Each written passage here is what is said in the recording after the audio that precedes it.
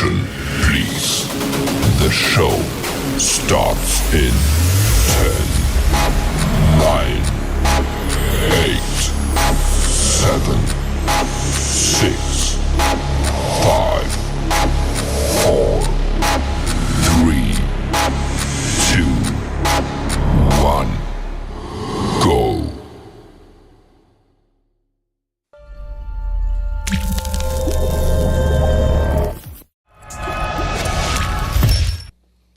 And tonight's episode is brought to you by Tagged and Bagged. They specialize in pre-taxidermy packaging for waterfowl. Their mission is to provide hunters with the highest quality packaging products to ensure preservation of a hunter's prize trophy. Tagged and Bagged products are made with the best materials and are designed to withstand the toughest hunting conditions. Taggedandbagged.net. And of course, by Bucket Ready. Bucket Ready offers premium food plot seed for the best results when attracting wildlife to your property. Knowing what deer prefer, when they prefer it, and putting the best seed together for deer in your special hunting spot is what Bucket Ready Performance Food Plot Seed Mixtures is all about. BucketReady.com.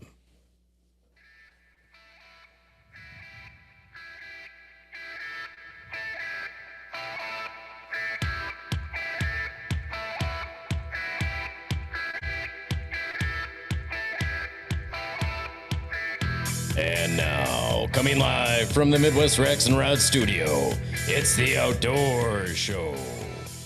With your producer, Luke, PBR him, ASAP Ortman. And with the Bash Brothers, no, not those guys, it's Drew and Scott Biskobing. With special guest from the Wild Calling, it's Jacob Sklenar. There it is. Perfect as always. Right on. Right on cue. Right on cue. Welcome back, everybody, to another episode of the Midwest Rex and Rod's Outdoor Show. Rendition of the half-ass show. The half-ass show. There it is, folks. Can only get it here. Right. So Get off me. this is going to be episode blah, blah, blah. And Yes. we're wrapping up the year here. And this is going to be our last episode of 2025. And it's been a heck of a year. A lot of great guests. A lot of fun shows we've done here. Yes, indeed. Yes. Always yes. fun being in studio with the Bash Brothers. Right. And we actually haven't done a show now in several weeks. It's just been too much hunting and Yeah, our last episode was the Where You Going, What You Bringing. yeah, the deer camp special. That's right, the Deer Camp What Special. was that, the sixth annual? I think it was the Nobody's sixth. counting. Yeah, I say not it was the bicentennial. Something like that. Yeah, it was kind of a crazy gun season this year for the was. 9-day. I mean, the amount of activity was really low. Sparse. Very sparse. I mean, there were some bucks that I had opportunities at that just didn't fit the bill. Yeah. For me anyways. You had a couple opportunities. I was really just kind of more so like really hoping to shoot a doe. Don't get me wrong. I wanted to shoot a buck. Yeah, right. But I mean, that's always first priority, but I'm really wanted to take a couple does off the property. So we have an influx of them. We do. And that until you want to kill them. And then all of a sudden you can't, it's like nothing but bucks. Yep. Much was the case this last weekend for the 4-day antlerless, which I typically don't partake in. Yeah, I was going to say, this is the first time that you've done that. And Yeah, a little extra meat in the freezer is always nice. And never a bad thing. as you guys can see here, I've got Slick back. We've talked about him a little bit, mostly on Dan's show, I think, Yep. for the most part. But we did talk about him. I got him back here. So this is that weirdo freak cactus buck. My first drop tine buck. I don't know if you guys can see that right there, but I'm rubbing my finger across a drop tine. So I'm counting it. Oh, That's a I'm drop definitely tine all counting day. it. Like, so I have the lower jaw here. There's a ton of wear on the teeth, and as suspected, I mean, because we've had encounters with him since 2019. Yep. So we know he's at least a 6.5-year-old buck, right? Yep. But Possibly I do older. just out of curiosity's sake, I think I'm going to pull one of those incisors And that's why I wanted the lower jaw cap so I can send one of those into a lab. It's like $75, but then you can actually send in like 4 different teeth for 4 different animals for the same price. Pop one off of him. But so just be curious, just as really find out exactly how old he is. Yeah, absolutely. There'd be no question at that point. It takes like 4 or 5 months or something to get the results back, but whatever. Yeah. I was happy to take him during archery season, and then during gun season we kind of had a little fun thing. A lot of fun. Yeah. So, do you want to tell the story? Why don't you tell the story? Well, sure. I talk too much all the time. No, I mean, I was hunting in the pines, as it were, and one of the sets, yeah, one of the sets on top of the swamp. Yep, and earlier, I would say probably an hour before I got out of the stand, I had like 5 doe run through, and really, and I'll admit it, I took a shot. I shouldn't have taken the shot, but it was that kind of a morning. It was very slow. It was like, this might be. And you always have an itchy trigger finger to begin with. Always have an itchy trigger finger. I mean, wear blaze orange around me, that is for sure. Letting the lead fly. So, I was a bit defeated, and really kind of kicking myself for even taking that shot. Rushed it 100%. Anyhow, it doesn't matter. All right, clean miss. So yeah, clean miss, thankfully. Very cold. I just do not handle the cold anymore. It was like 42 degrees that day. It was. Yeah. And I was layered up like you wouldn't believe. All the years of working outside, I think, has finally caught up to me. It all hurts. Or you've just gotten soft now. Well, that too. Softer than Charmin. Anyhow, so I get out of the stand. It's about 10:30. I want to head back, get a power nap, get a bowl of chili, warm up a little bit. And I think I talked to you in this day because it was almost noon. Yeah, I was a little perturbed with that. If I'm gonna be honest, like, come on, dude, what difference does it make? There's nothing out here. Like, no, give it some time. And I get out to. I'm sure you guys have heard us talk about the high lines. And, yeah, it's an old power line. Yeah. Yep. And so when I come out, I'm kind of up on the hill, and then it goes down into the valley that is caused from the swamp, which is even lower than the swamp, which is weird, and we still can't get water over there. Yeah. But anyhow, and then it goes back up on the other side, and it's, I would say, from like peak to peak, you're looking at 700 yards. Yeah. And when I step out onto the high line, I see 2 doe damn near all the way across the other side. Right. And in my head, initially I was like, well, that sucks because they're all the way over there and I'm all the way over here. And, I can't hit a running target 100 yards out. I'm not going to be able to hit one standing still, even though I know like my gun could reach out and touch them. So I'm like, I was just thinking, let's try to cut some distance. Well, so at that point, I had come out because I came from the north and I was going to meet you out there and we were going to kind of work our way out together. And I spot him before I even spot you because there's like a little dip. I'm up, kind of set back up on that peak, and then it just dips down and then it flattens out. Yep. And I didn't see you laying down, and I spotted those deer because they stick out. It's just all like just wide open, just like kind of prairie grass, And I put my scope up, and then I put it back down, and all of a sudden I see orange in front of me, and it's you laying down. So I like duck down. I'm like, oh, he's gonna try to take a poke. So I'm just like, all right, well, let's see how this plays out. Right. Waited a few minutes, and all of a sudden you kind of pop up and you see me behind, and that's when you kind of motion me to come off to the side, and you're like, well, let's try to cut the distance. There's an area where we can go around this island of oaks and scrub oaks and work our way down to the bottom without being spotted, and hopefully they're still there. Right. I said, we're going to have to probably crawl in our bellies to get in any sort of position. So we get down to the bottom, and they weren't at the top. So fear not, folks, we weren't shooting up over a hill or anything. No. It would have been into the hill. And it's private, so like we know where everybody is too. Right. But anyway, so we get to the bottom, and then I'm in front, and then I start belly crawling, or army crawling to this kind of fallen down tree. Which was the perfect defilade for us to get behind, get a little bit of cover. But if we army crawl to that, they're none the wiser at this point. I mean, we can only see one from that position. The other one was tucked a little bit further to the right, and the one we were looking at was bedded down. And I've got my gun and I'm looking and I'm trying to judge.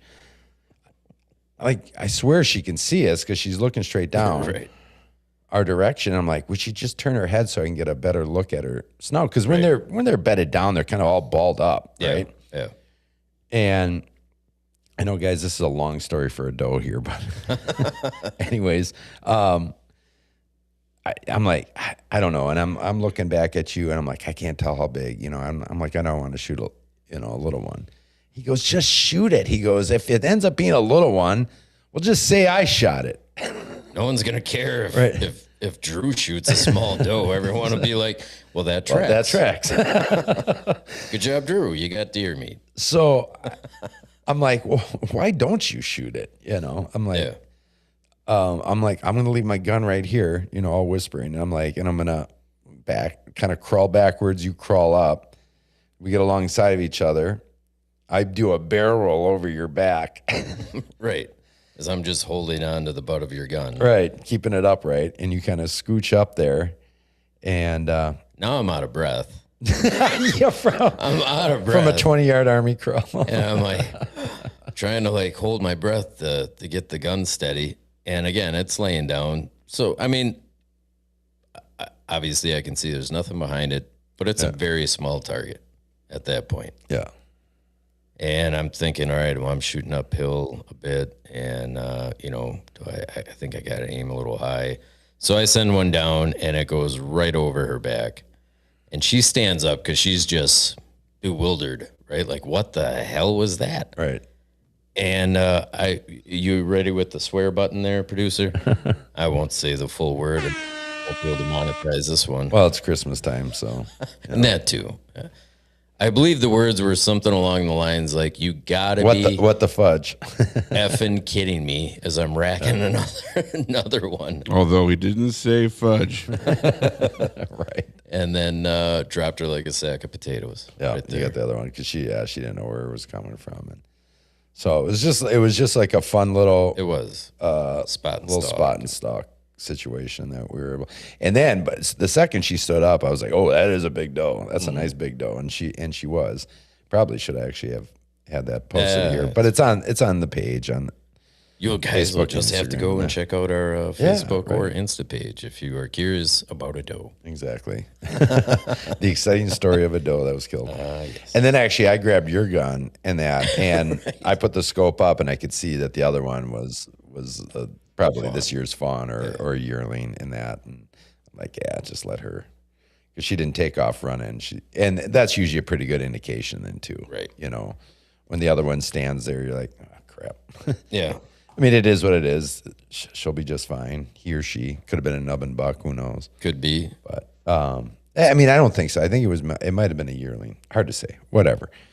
Here nor there. Enough about that. So and then I went out last weekend and put some more meat in the freezer. Boy, it was cold. It was -5 till like 10 o'clock in the morning. I'd be dead. There's no way I'd be dead. And finally, I'm like, all right, I'm just going to see if I can cut a track or something. And I mean, there was tracks all over, and you're trying to judge if anything's fresh. And I'm just trying to move through about a foot of snow, real slow. And anyways, was able to get it done, and happy to throw a little more meat in the freezer. Yeah. So that's kind of how a little update on where we've been. Mike didn't really have any success. Passed up on some smaller bucks as well, and it just is what it is. I know he's planning on doing some late season archery here pretty quick, so we'll see. He'll get it done. Usually does. But let's not keep our guest waiting any longer with our ramblings about us killing a doe or you killing a doe. Let's bring our guest Jacob on. Hey Jacob, guys. are you there? You still with us? Oh yeah, I'm engaged, man.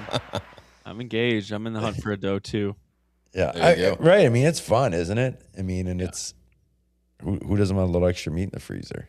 Yeah, brings you back to your start too. And I think Scott, we talked about this a little bit last time, but I've gotten the wife into hunting quite a bit this year. Yeah. Herself hunting, and I have taught her how to do venison jerky and how to make it herself and dehydrate it, marinate it, and all that stuff. And Nice.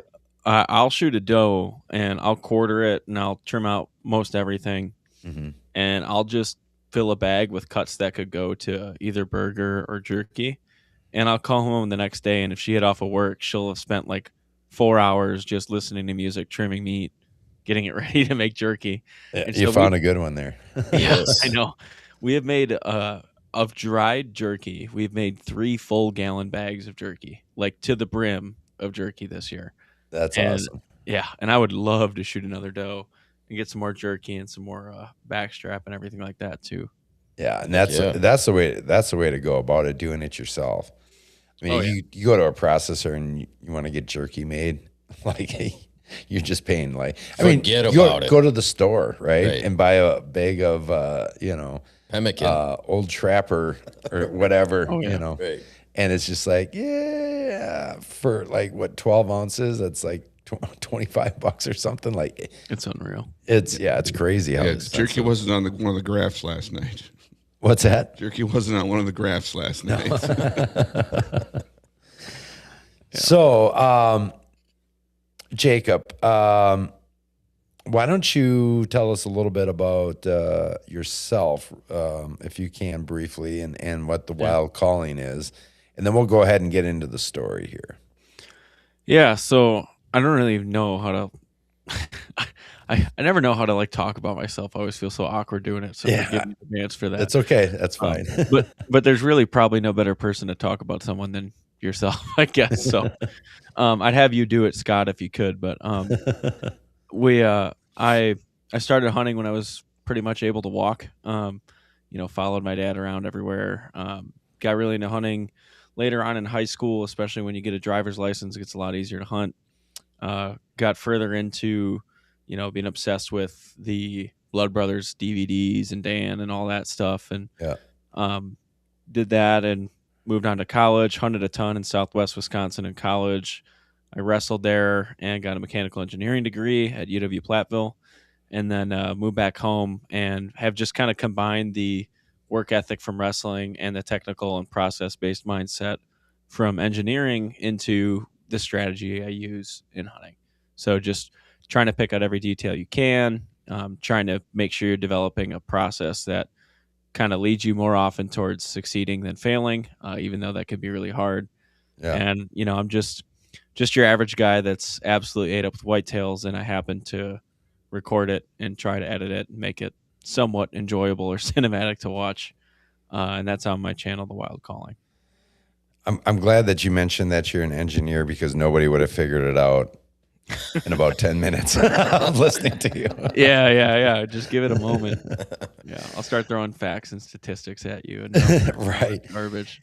So you've been kind of running the gambit. You've been kind of running the circuit here. You've been on doing a bunch of different podcasts talking about this story here that we're going to talk about tonight.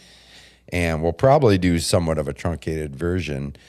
So those of you that follow closely enough, or I guess, know that I host Dan Infalt's podcast, The Beast Report. And we had Jacob on, I think it was in September, right? Does that sound right? Maybe early October, somewhere around there. And so if you really want to get an in-depth analysis and breakdown and kind of PowerPoint and everything, you can check that out, as well as you just released, 2 Saturdays ago was that now? I think so, yeah. Probably late enough ago that I should have released another video by now, but I'm working on that right now. I think it was around that time. Right. So you put together a video as well on the Wild Calling YouTube channel. So make sure you check that out as well. But the story we're going to talk about here tonight is I won't do it because I think I did a really nice job of when we did it on the Beast Report, because it made a really nice little intro clip on that. So tonight's episode was titled, I don't even remember what I said. I had to like probably listen to it 1,000 times over while I'm editing. Yeah. You was said like- something about like Jacob catches a poacher. Oh, I see you, Jacob. Yeah, we titled this episode "I See You." Jacob catches. I'm like, man, what kind of Dateline shit is this? I showed the video to my wife and get done with the whole video. And normally, like, I'm editing over the course of days. Like, it just takes a while to like Sure. I mean, I make you think that I'm decent at self-filming with how much I edit, but it's dog shit. If you look at Hey, fake it till you make it, right? right. Well, it's just it's a lot of keyframing and editing and stuff like that. And honestly, it's really hard to do. But so I usually am editing for so long on a particular video that I can show my wife, like, hey, like this is I'm 5 minutes in. I've spent hours doing this. I can't go another minute without you watching it because I'm like just excited to show you. And then, I edit for 3 or more of those segments and then I've done with the video. So she sees it throughout. Well, this video is 8 minutes long, but I just stayed up all night for 3 nights straight and just went to work and just pretty much slept for maybe an hour or so. And Wow. yeah, it kind of sucked, but I really wanted to get this out. And so it was all done in the time that she had to look at it. And so she watches it and she doesn't get like that bit by bit where she's like building the story and the next day she's waiting like it's another episode. And she watches it and she's like, Jacob, it's kind of a little dramatic. I'm like, well, I got a picture of it, an illegal deer, an albino deer with its guts hanging out in front of my camera from a guy that I watched walk under my tree stand and bust my hut the day before. It is dramatic. That is Lied to the drama. police, deserted the carcass. I'm like, it kind of is just a dramatic story. Like this guy, there's people like, man, don't ever read Facebook comments. I'll say that in advance. But like, Yeah. there's Oh, people man. like asking if this guy's related to Ed Gein and if he's like deserves jail time. And like, there's a lot of there's a lot of people like, man, there's people saying that it's good that he poached the albino. Like, it's just there's a bunch of crazy stuff with it. So ew. I mean, it just is kind of dramatic, Yeah, and you were kind of sharing it on that video on multiple different like community forum page, Facebook pages and that. And I don't know which one it was, but you had posted, but you weren't able to post the link. Yeah. So the Immediately. photo, it has to go through like an approval process. Right. Yep. And so I was like, I had spent all day like editing. Well, I went to work, of course, and the wife had off, so she's just kind of like chilling, waiting for me to get home and hanging out and stuff. It was a cold day, and I spent all day like editing, putting promos out, like trying to respond to comments and doing stuff like that. And I get home and I'm doing the same thing all night. So I was like, all right, we can watch this show, whatever you want to watch, but I got like an hour. And so I put in this post for approval, and I was like, you put in I don't want to put the link out right away because I don't want to make it seem like I'm just farming for views because I don't really care about views. I just want to kind of share the story. And in a lot of those communities, like there's a lot of cool people in there that would find a story like that interesting. A lot of people from Wisconsin, which makes it more, personal because it's illegal to shoot an albino in Wisconsin. And so on most of them, I could post, hey, video in the comments, here's some pictures. If you do want to watch it, just so you know it's there, right? And I could go in there right away and I could share it in the comments. Well, on certain forums, you have to wait for the post to be approved by an admin, and that could be 3 days, it could be 3 minutes, who knows? And so I posted in one of these groups. I waited 15 minutes. I was like, all right, I got to start the show with her. And we watched the show, and she gets up to pee like 20 minutes later. And I open my phone because I don't have my notifications on for any social media. I don't like doing that. But I opened my phone, and there was like 230 reactions and like 70 comments on this post that I had posted like 30 minutes ago. And Right. I was like, what the hell? And so like there was a bunch of people calling it AI, and they were saying it was fake, and they were saying like I'm a liar and I just wanted people to like look at my channel. And I was like, wow, this is like the opposite of everything I like in hunting. Like I've had people call me an influencer once, and I'm pretty sure I puked when they did, like it so it was like really interesting to like come back to that and just see how people react in like a 20-minute span. They know Right. everything about someone's life. And yeah, I ended up posting the video after that in the comments. But Yeah, and that was the thing too, is like once the video was out there, then there was some context to be understood. But I remember I even commented in the one, I'm like, and I think I tagged you in it. I'm like, these comments are wild. This comment section is absolutely wild. And, Like, not the least bit surprised. no, I mean, right. Nothing surprises me in social media anymore. It's ridiculous. But all right, well, let's get into it. Let's show Luke if you could pull up.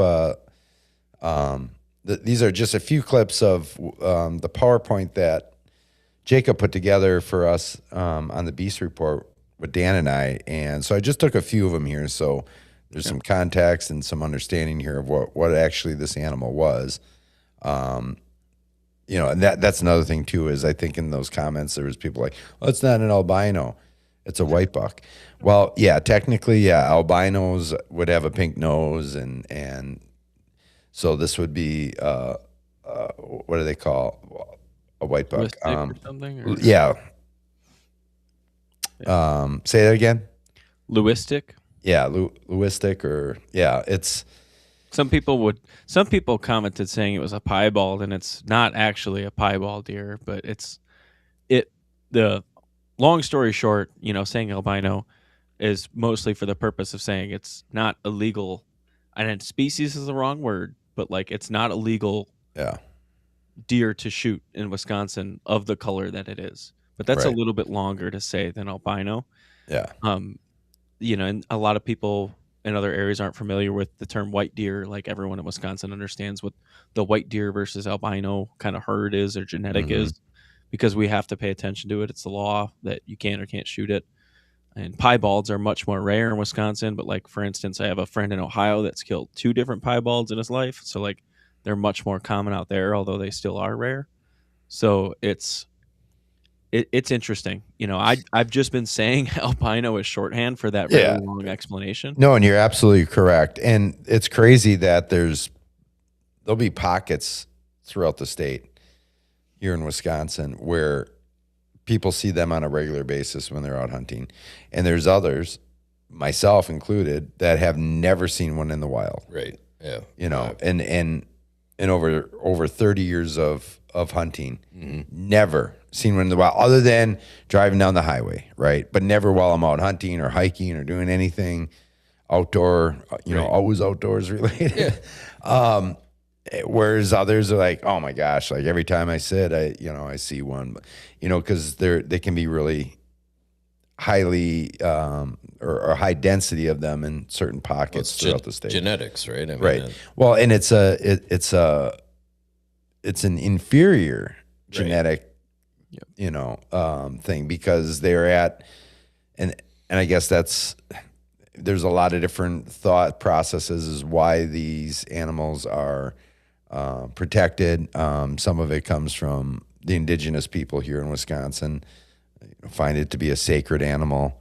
I think that's probably the biggest thing, isn't it, Jacob? Like, yeah, I think it's a mixture. And so like I won't pretend I'm a professional on any of this. Like I don't know why laws are necessarily made. I just follow them, Right. Like, True. there's a lot of people like asking me like why the law is the way it is, right? Or Right.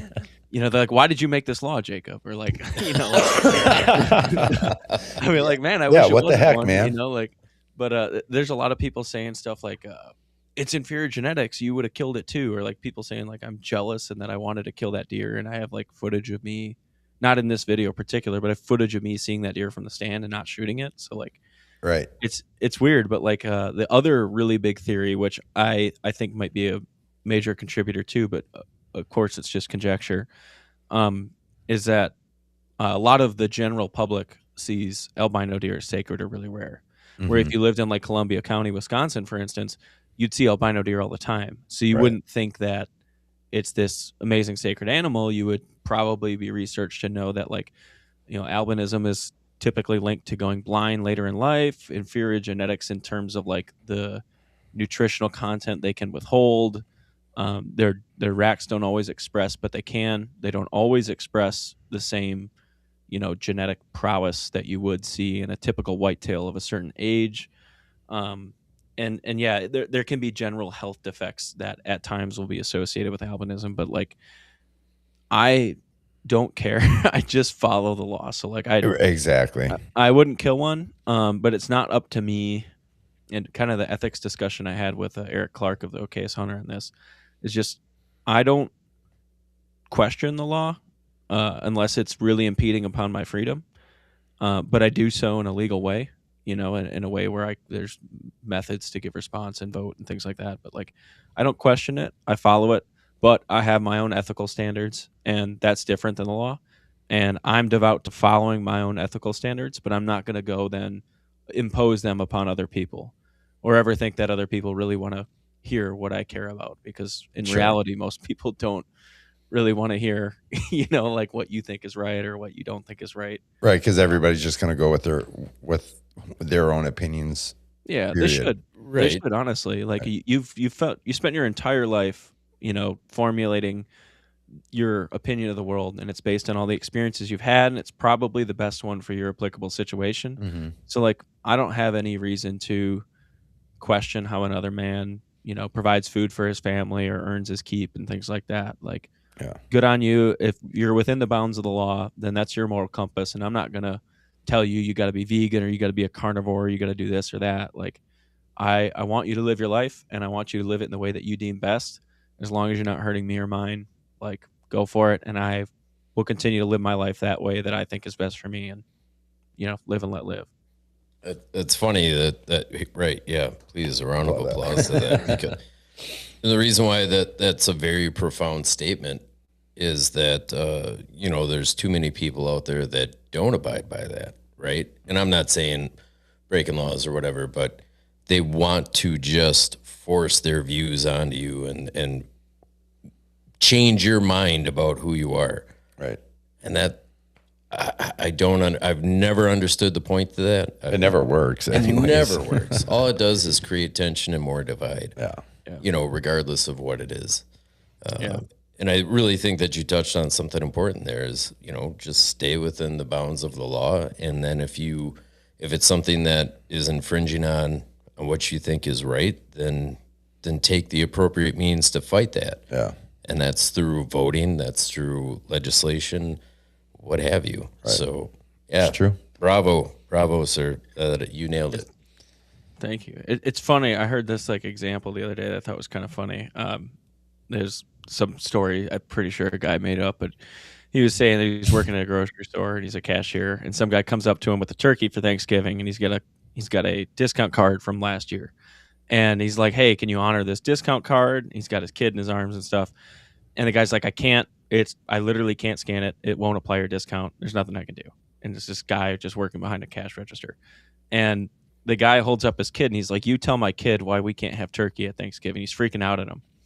And the guy behind the register says, "Well, sorry, kid, you can't have turkey for Thanksgiving. I can't even see my family for Thanksgiving. My dad died, and I can't afford to fly to go to his funeral. I'm working at this store right now the day before Thanksgiving, so I can afford to just live, let alone go see my dad." And the guy shuts up and is like, "Oh, gosh, I'm so sorry," and all that stuff. And who knows if any of this is even true.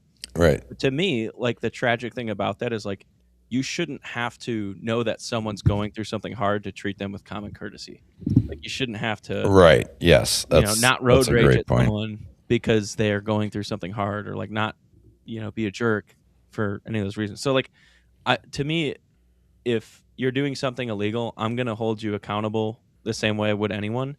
And if you're doing something, reprehensible, I'll hold you to the same standard that I would expect you to hold to me.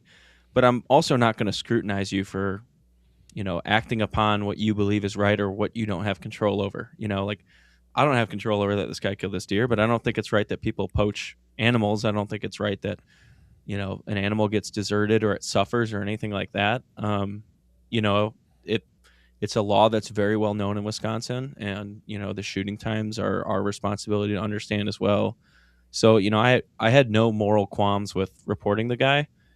And as far as the story goes, I just wanted to share it too. So gone back and forth morally on that a little bit too. I blur the guy's face. I don't want to bring attention to this person because I don't want their life to be ruined. I just want them to maybe see this as an opportunity to change their course a little bit.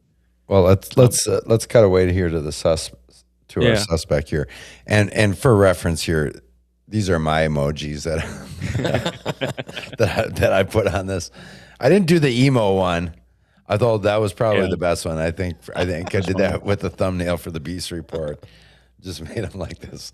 I don't know. I came across them like, oh yeah, I got to use this one here for sure. But Right. Yeah. so what was a distinguishing thing here that like help you identify outside of his big yellow face? Yeah, right. So actually, like the day, so this is the day before the incident. 11/7/24 is when the poaching incident happened, and 11/6/24, I watched this guy probably walk anywhere from a quarter to a half mile from my tree stand, and he was walking, and essentially the way he was walking was blowing his scent in towards me and in towards a large bedding area that it was overseeing. Kind of an observation style sit, so I could see this guy for a very long ways. He couldn't hear me whistling or anything like that. He didn't know I was in there. And so I had recognized this guy, and I knew friends that hunted this property, and I messaged them, and like there's two people I talk to pretty frequently, and said like, hey, did you get a picture of this guy at all? I took a quick picture of my LCD screen on my camera, like replaying the footage, and sure enough, both of them sent me photos saying like, yep, we got him. So like any photos you guys see from here on, I probably won't mention it again, but a lot of these cameras are not mine. This is a culmination of more than 5 people. I mean, I would probably say 7 different people with cameras on this public land, providing photos and stuff like that. And then some of them are mine. Sure. So before you go on about overuse of cameras or whatever, like that's a real conversation, and it definitely could be had. And I would be fine with cameras going away, but in reality, like this is not that. This is a large area spread across many people.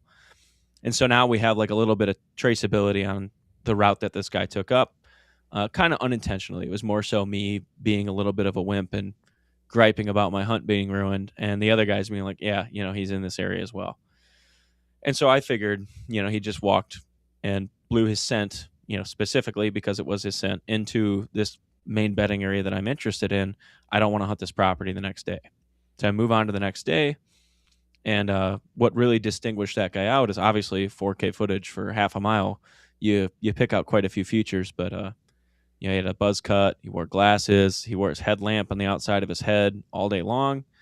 And he typically had his phone in his left hand, although that was not super distinguishing. He had a stand on his back that we know the brand of, and particularly what kind of stand it was, but crossbow hanging off his right shoulder, and then 2 green fletched crossbow bolts. So Right. the crossbow is not significant in terms of like a crossbow hunter will typically do this or something like that, but just more so Right. and like that, whatever. I'm not even going to entertain that discussion, but Right. because Exactly. that's not what this is about. But just in particular, obviously the weapon used is something important to identify who shot the deer. He also had a pretty damn cool packing system because he's got a backpack, a stand full of sticks, crossbow, and his bolts on his back, and he walked for miles. So like I'm a tiny bit envious of that. Like that was a pretty slick setup, however he did that. But Yeah. so I was like, let me get out of here. Like I don't want to be in here the next day. And so went and hunted a different property, had a decent sit out there, and I'm getting down from my stand, and I get a notification from a camera, and I see, I think it's about 5 minutes and change, or 5 or so before closing light, and I see that albino buck step out of the bedding area, and I'm like, wow, like that's a cool deer. I get like a picture of him just like this on the right side. I get a picture of him on the left side, but also in daylight where he just looks beautiful. He's super wide.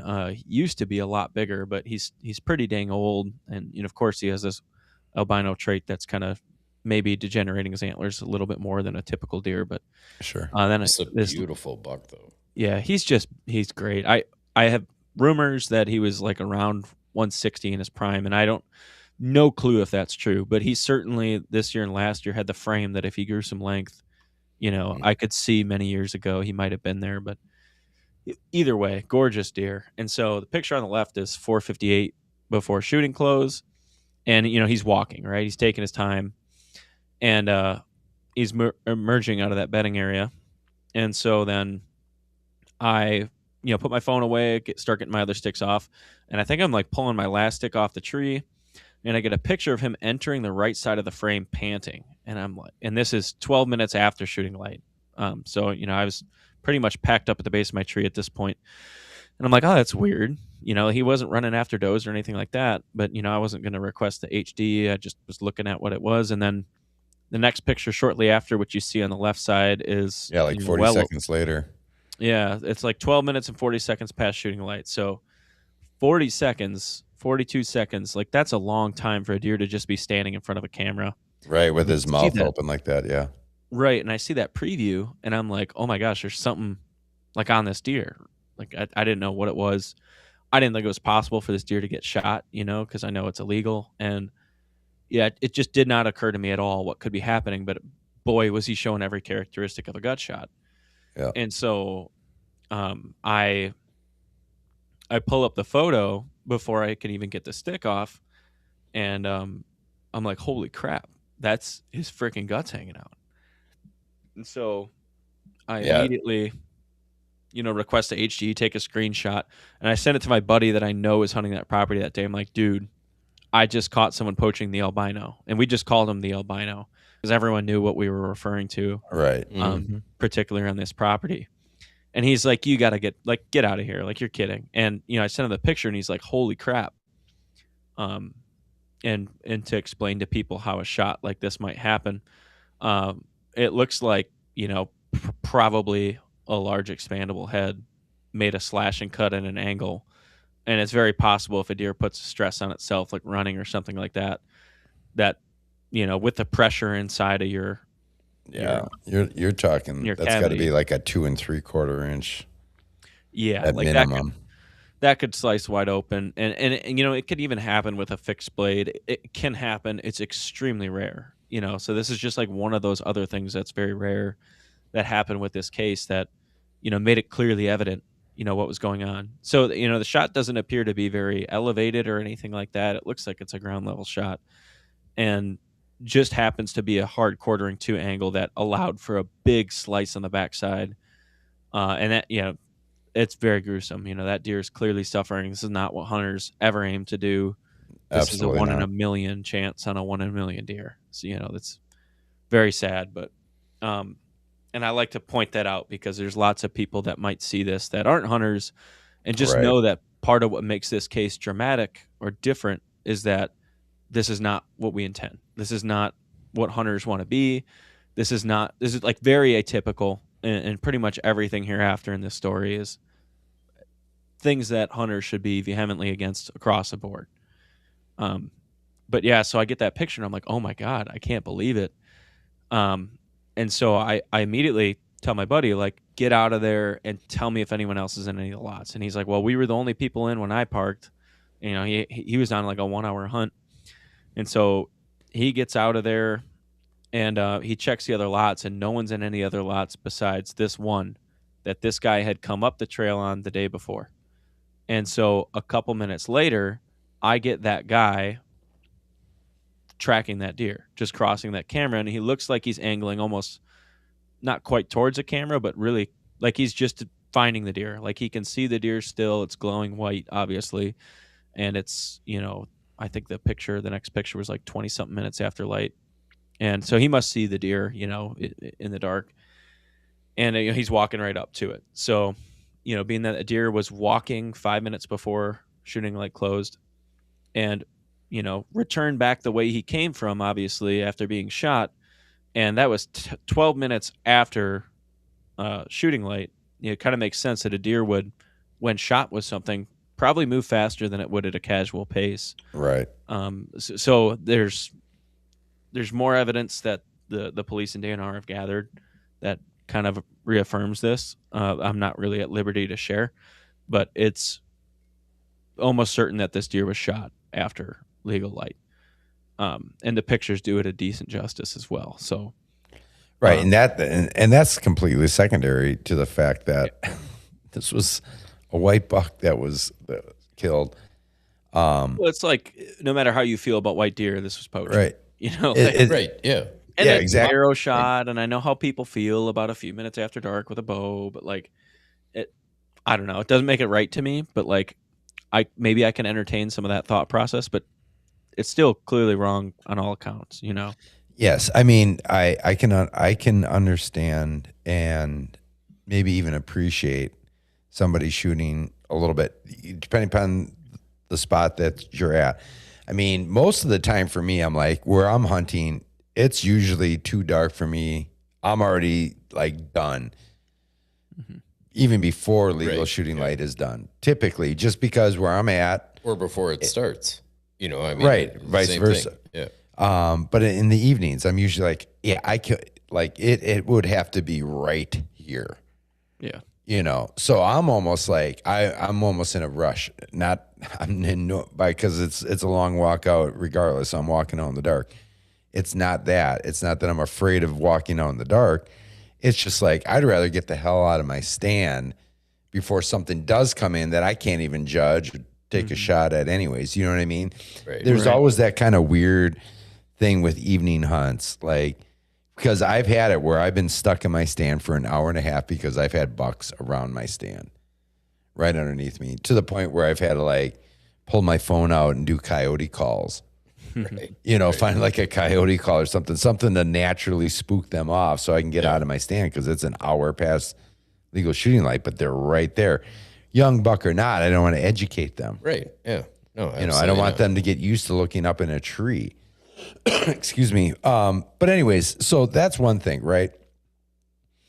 I mean, I can't tell you how many times I've gotten out of a stand and now all of a sudden I'm like close to a field edge or whatever. Like, oh yeah, I could have been sitting in this stand Right. or in this location for easily another 10 minutes. Yeah, for sure. Here nor there.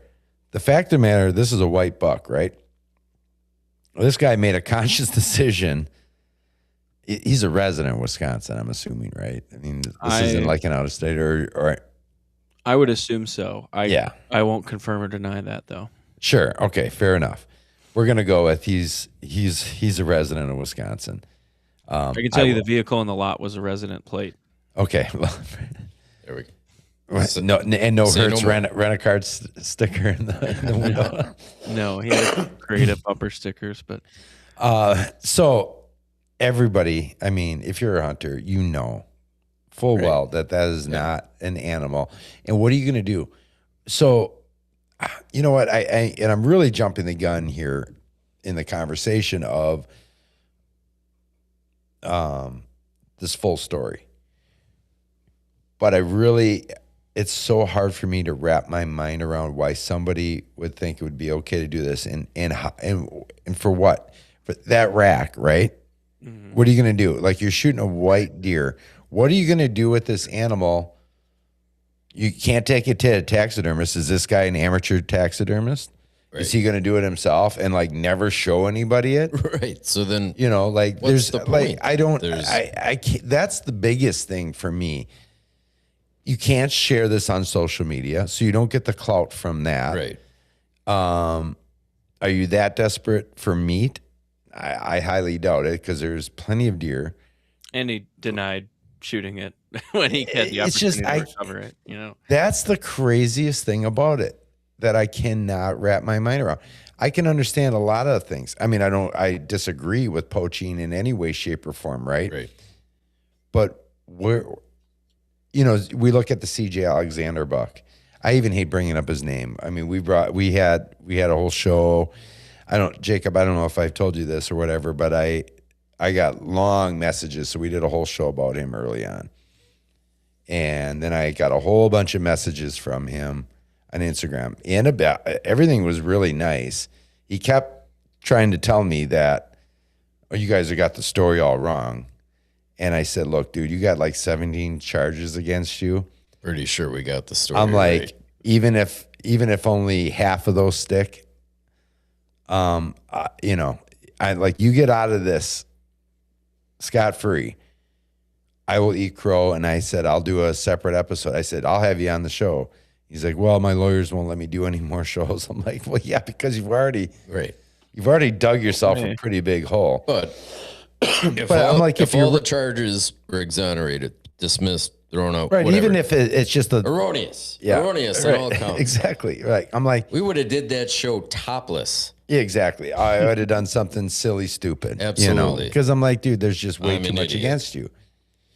Now that's something that he thought he could get away with. What in what world do you think you're going to get away with shooting a white deer, an albino A deer that you can't show anyone. Right. And if you think this think you guy- trust somebody, you piss him off. He can, right? Yeah, exactly. I mean, you're just Right. you can't. I can't wrap my mind around It doesn't that. make any sense.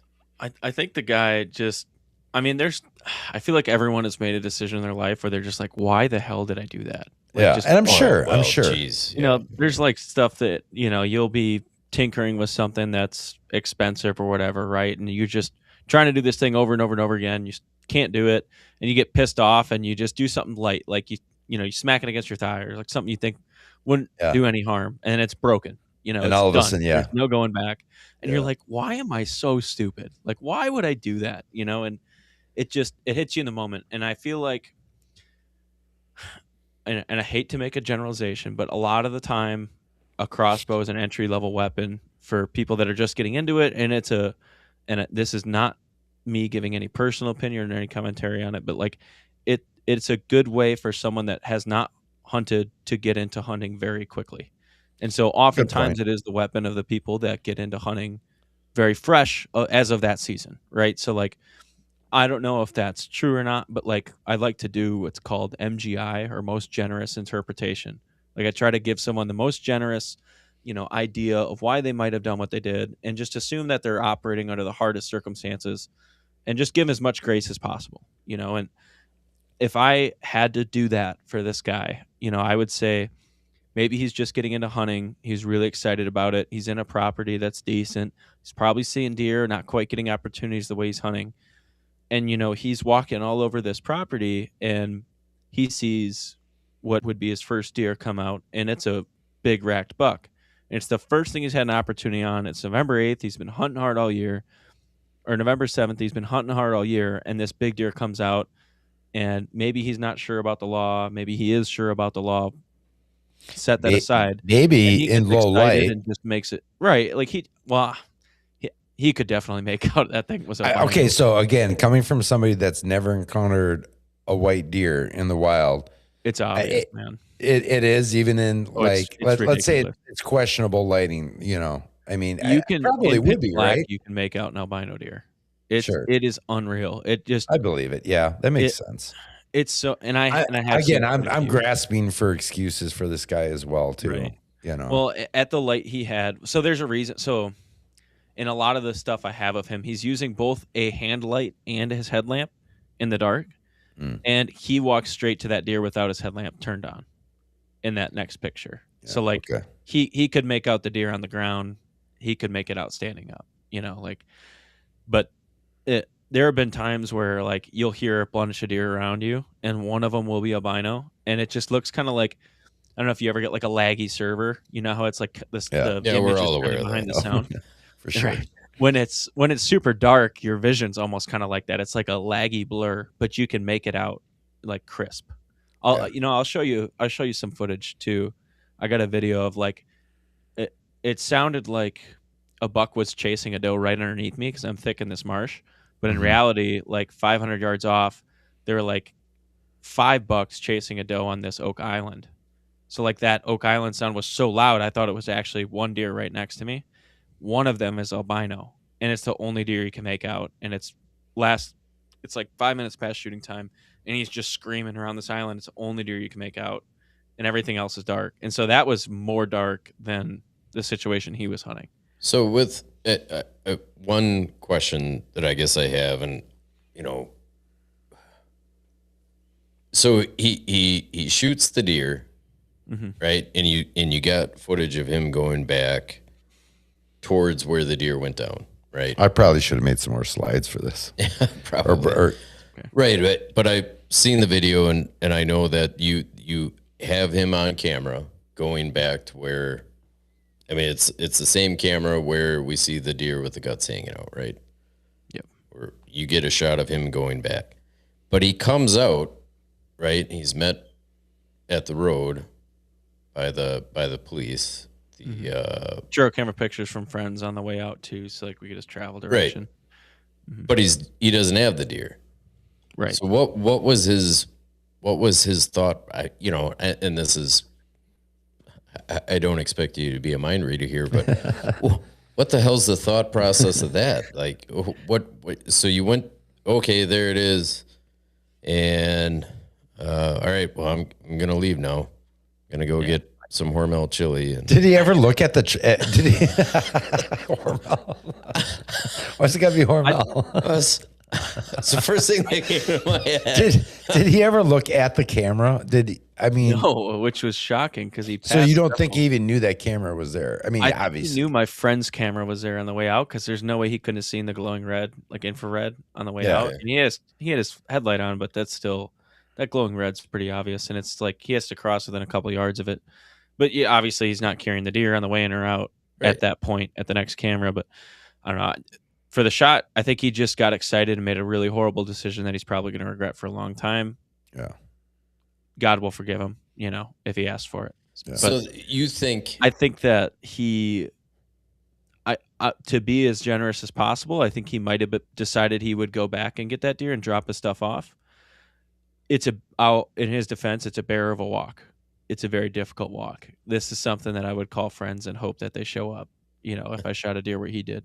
Sure. And so, like, I assume that he would then drop off his stuff.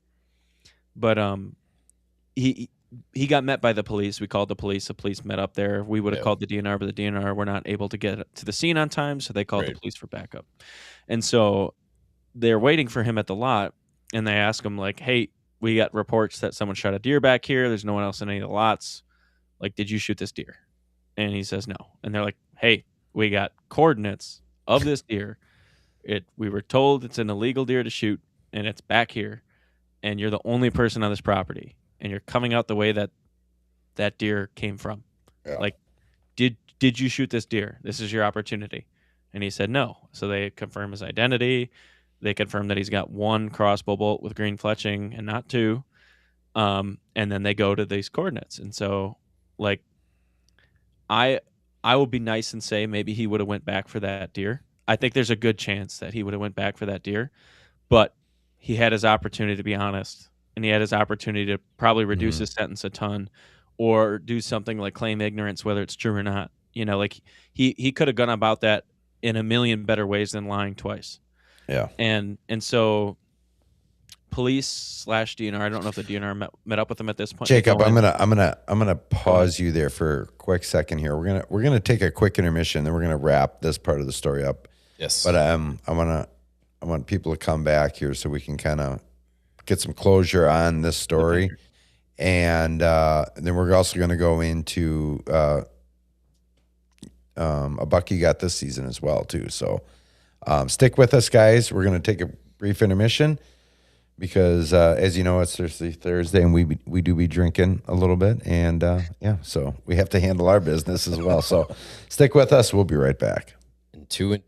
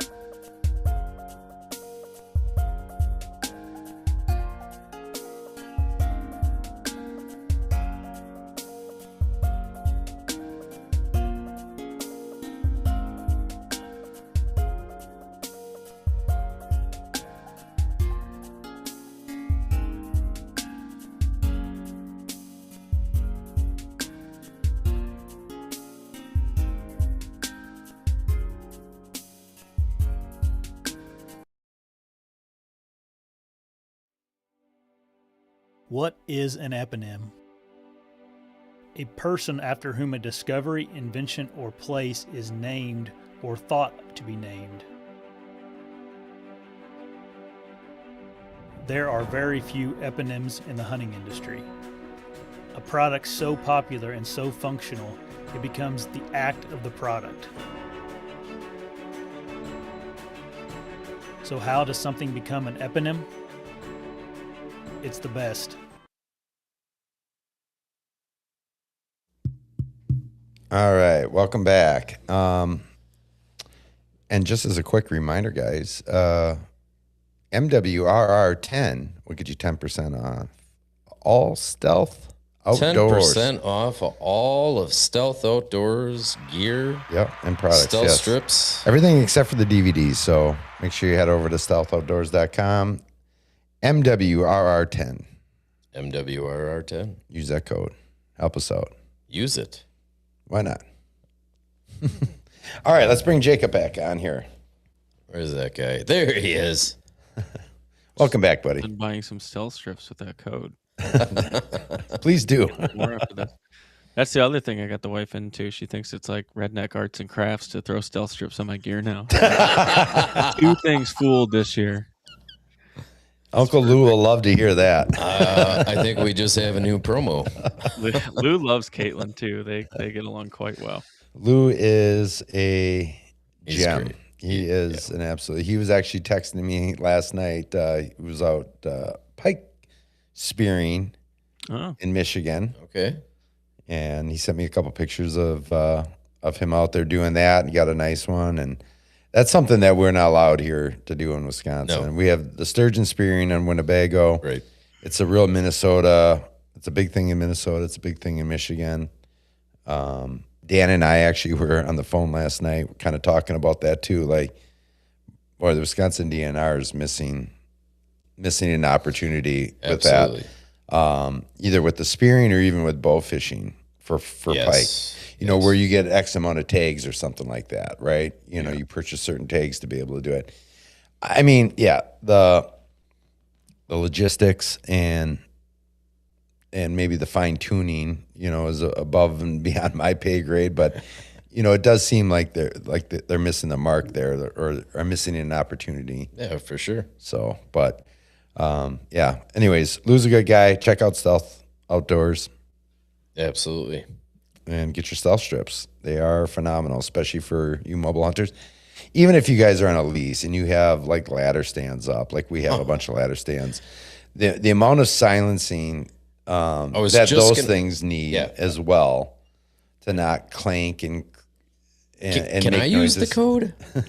I think it's okay if I use the code. We have a whole shelving unit over here just absolutely full of stealth strips. Many of which I need to start giving away here. We're going to do a promo after the first of the year here. We'll probably do some sort of giveaway. We have some products from Stealth Outdoors and as well as some of our other partners. But as I was getting in and out of my ladder stand this year, I was thinking, man, I should get some stealth strips. Yeah, I mean those little U clips in that, you know, gosh, like if you could just tape those down too, and like halfway up, and I'm just standing there, just like waiting. Like, did that scare anything away? yeah, it's like walking out to my stand in the snow the other day. It was like it was so dead calm out. I mean, I'm sure you've dealt with this too, Jacob. When you're walking out under a packed snow and it's dead calm out, you're like, I might as well be driving a diesel truck out here. Yeah. Like every step you take, it's just like, it's ear piercingly loud. I'm like, there's no way.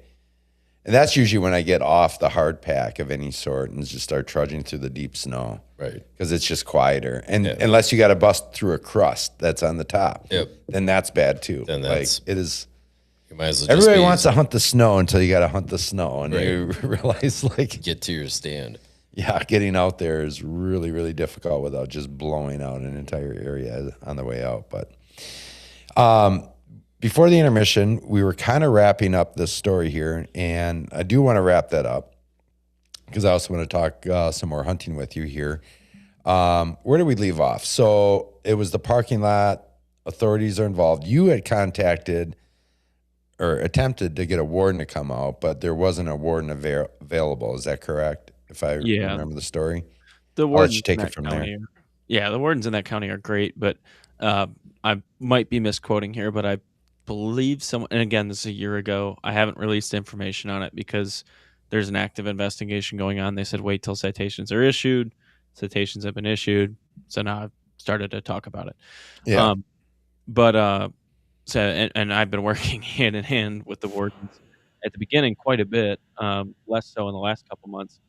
With just like they've been asking me, "Well, what about this location?" Or like, is there any way you could have come from here? Or like trace the route you think you went, or the coordinates of this.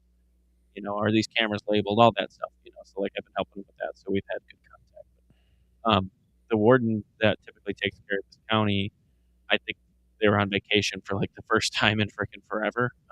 He's an awesome dude. Always had pleasant experiences with him. But the other two border and county wardens that I talked to were on calls on the opposite sides of their counties. So it was like no way for an actual DNR warden to get there at the time.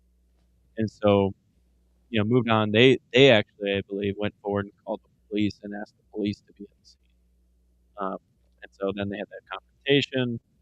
They go back. I can't remember if one of the wardens ended up making it to them by now or something, but I know for sure it was the police as well going back there to check on that deer. And I sent them the coordinate of my camera, and sure enough, they were like, "Yeah, the deer." They actually called a drone recovery service, and they called off that drone because they had found the deer exactly where that camera was, like right behind it. So reaffirming that the guy probably shot it after dark and was able to see, recovered it right there. And so basically at that point, they stopped giving me information. Like at that point, they were like, holy crap, this is super legit. Like we're going to withhold everything we can, Right. and make this super official. Rightfully so they did that, and right, yeah, and they asked for information from me, which is all good. Like that's why I'm here, at this point.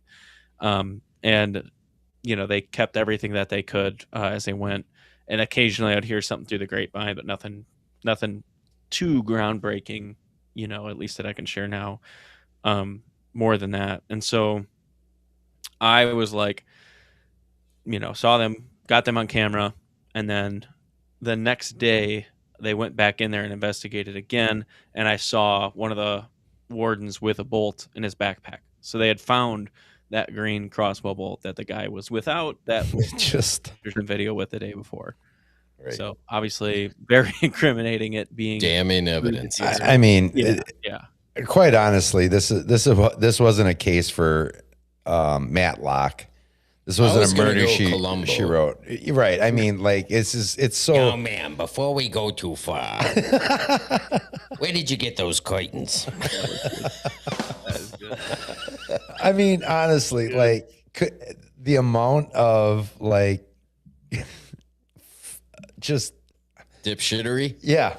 Let's call it what it is, dipshittery. Right. Yeah. Like you couldn't. You have to get lucky with the amount of dipshit. Like just crazy scenario. Like this guy could have done all of this 40 yards in a different direction, and we wouldn't know a single damn thing. Right. Yeah. Like it's just crazy. Which, in the long run, I'm glad that it happened where it did. I'm, not to say that I'm happy that it happened at all. Right. But, it just, when these kind of things happen, there needs to be repercussions for it. It truly. Right. I mean, right. We're not sentencing this individual to death. This isn't. There's far more egregious things you can do. Yes. Right. But at the end of the day, like what you did was the right thing, and by talking about it, it creates awareness to that subject. Absolutely. Of trying to be ethical, trying to follow the laws, whether you agree with the law or not. Laws are laws. There's a lot of laws. We all break laws to an extent, right? I mean, I'm pretty sure I did over 25 down Barton Avenue here today. Yeah. On my way to the studio, hurrying up to try you to. just gave away our position. I know. Great. Oh, unbelievable. Here they come. Just put the GPS Here come coordinates. the fans.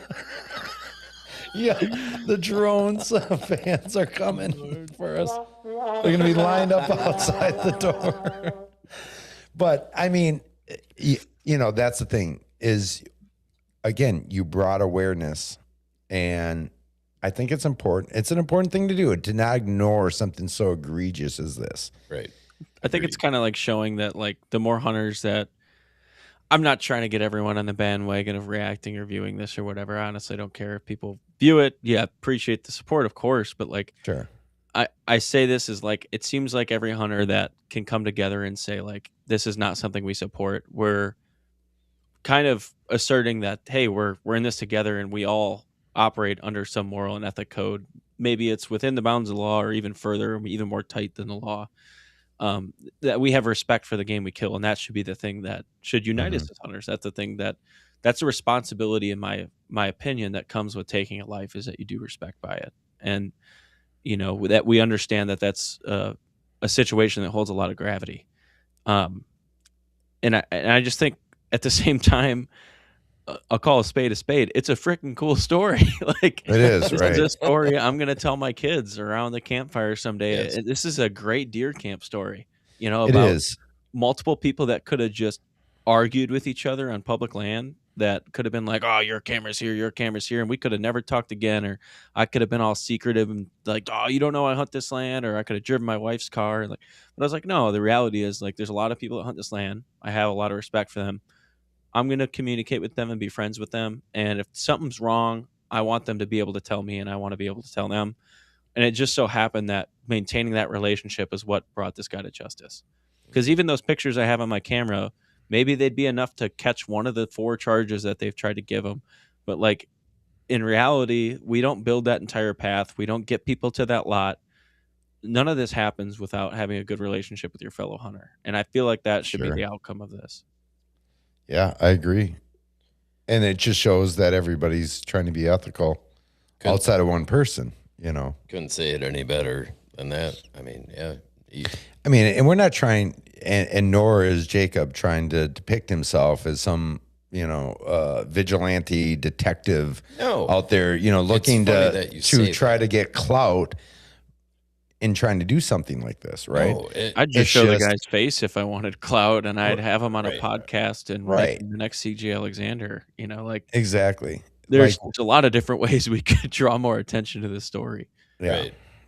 No. And I'm glad that you brought that up because the wild calling is anything but that. Mhm. It's a bunch of just really good videos and pictures and storytelling. And this is a story. right. It's a It story is a that should story. be told. It is. But this is again, this wasn't for views or for clicks. This was about information and education. Right. It just happened to be a situation where, yeah, it's a story that, people want to hear about. Right. And again, I'll never understand. I mean, I know we've kind of talked about the different possibilities and scenarios here as to the whys. Again, I'll never probably fully grasp that, unless I talk to this individual and like really, like what were you thinking? And even then And Jacob, Not for us to understand. it's not. But I That's can't. my brother. Oh yeah, okay. Oh my god. I've been. Hey, Luke, can you go He ahead? texted me that during the break. He said to insert some redneck speech here. And he would read it go ahead. something like I've been hunting for 56 years and I ain't never seen no albino deer. You all are some phony rednecks. That's exactly how he intends it there. Is this an older brother? No, looks older, but he's younger. Oh, oh, Yeah, he's at least 56. shots fired. Yeah, right. No, he's looks older as in he's like 6'2" and makes me look small, but I wonder too what bad that's he's like. listening to this. He should never actually hear that coming out of my life. All right. Well, congrats on that whole thing. Yeah. I mean, it's a phenomenal story, and hopefully it opens some eyes for some people, and there's some understanding, and I don't know, maybe people can reflect a little bit on this stuff and think more about the ethics of hunting in general, right? And what it means to be an ethical hunter.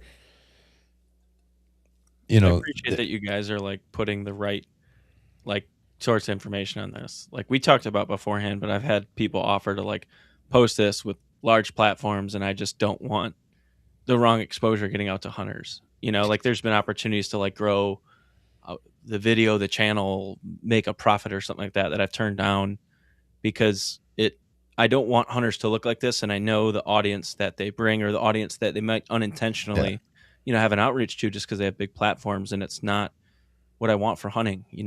To me, it matters about spreading hunting in the right way. Yes. And I can't say enough like about what you guys are doing for hunting in those terms. Like you guys are talking about camp culture, you're talking about how we should treat each other as outdoorsmen, and like that's what I want to come out of this. And like I really appreciate that you guys are taking that message out of this story because that's what means the most to me.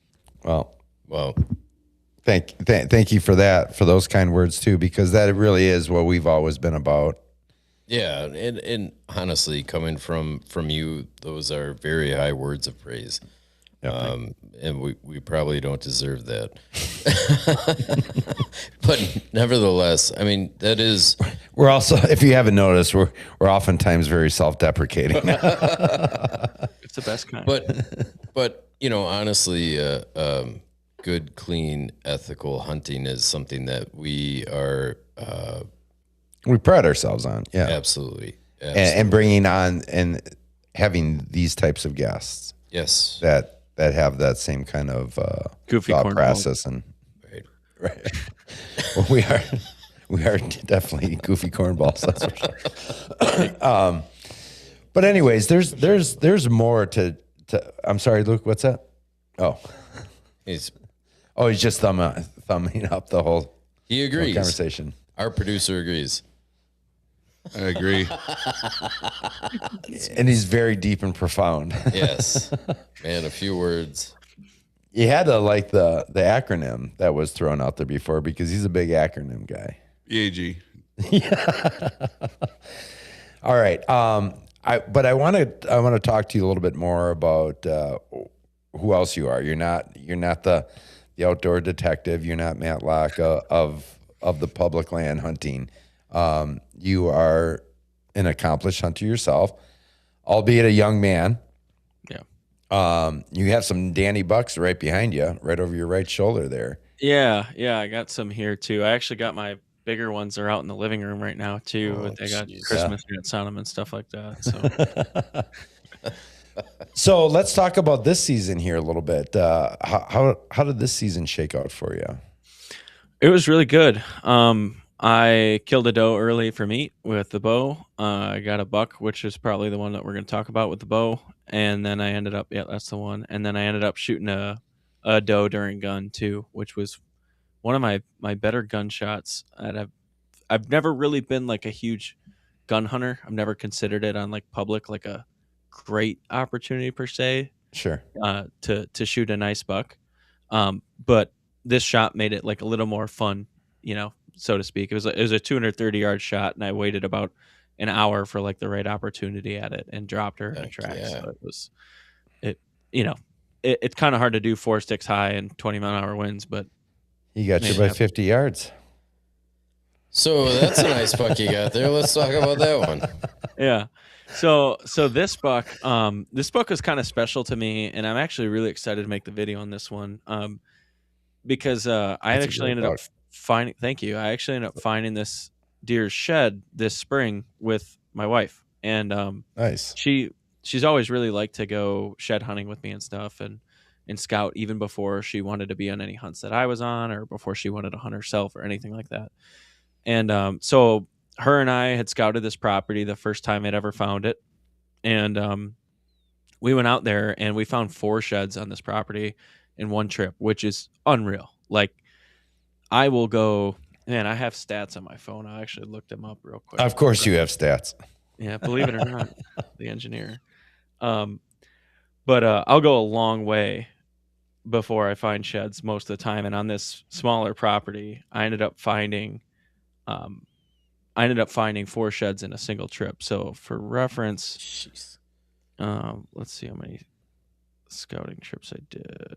So on my scouting trips this year, I went more than a few dozen times. I found 39 setups, 26 tree stands, 22 cameras, and 1 shed. Jeez. And a partridge. Actually, here's the end of the season. Here's the end of the season. Sorry, that was a little earlier. 85 setups, 48 tree stands. So setups would be like a prep tree, like cut up trees. So Sure. 85 prep trees, 48 tree stands, 29 cameras, 17 of which were cell, 12 were SD. I found 6 sheds, and Caitlin found 1, and I ran into 12 other people that were also scouting for deer. Jeez. So Wow. it's fairly pressured. And that I'd was say. on, like, I think 20 trips where you get like 2-3 hours after work and a couple weekend trips. Yeah. And so I scouted this property the first time, found a bunch of sheds with her, figured it was a kind of like a honey hole, found one shed in particular that had been chewed on for several years by coyotes and had been super weathered and worn out. Had seen multiple like green ups because you could see the green stains in the antlers. And I was like, man, I got to check this out.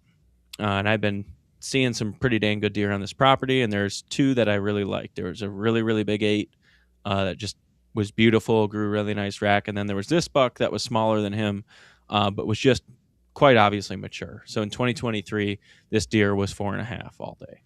And next year moved on, didn't hunt the property a ton, chased another deer that was very big, and ended up killing that buck in 2023. That's out in my living room that a lot of people know about because of the film. Yeah, that was a dandy.